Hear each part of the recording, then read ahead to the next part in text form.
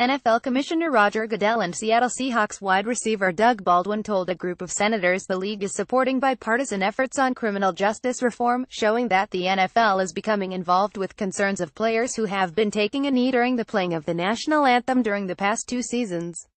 Goodell and Baldwin signed a letter to members of the Senate Judiciary Committee and others voicing the league's full support for the Sentencing Reform and Corrections Act of 2017, saying the bill would address many of the issues on which our players have worked to raise awareness of over the last 2 seasons.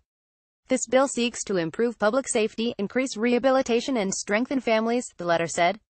If enacted, it would be a positive next step in our collective efforts to move our nation forward. The legislation is a reintroduction of a 2015 bill that would lower mandatory minimum sentences for drug offenses, but takes a tougher stance on other crimes such as domestic violence. On Monday, Wisconsin Gov. Scott Walker sent a letter to the NFL asking the league to stop the kneeling protests and to use its voice to raise the issue of domestic violence, an issue the NFL is familiar with after the Ray Rice scandal, in which the running back was caught on tape striking his wife in an elevator.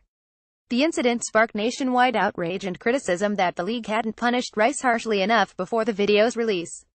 My request is simple: stand for the American flag and the national anthem out of respect for those who risk their lives for our freedoms, and then take a stand against domestic violence to keep American families safe, Walker, a Republican, wrote to Goodell and NFL Players Association Executive Director DeMaurice Smith. When former San Francisco 49ers quarterback Colin Kaepernick began kneeling for the national anthem during the 2016 football season, his original protest dealt with racial discrimination, particularly as it related to issues of policing and criminal justice. I am not going to stand up to show pride in a flag for a country that oppresses black people and people of color, Kaepernick said in 2016.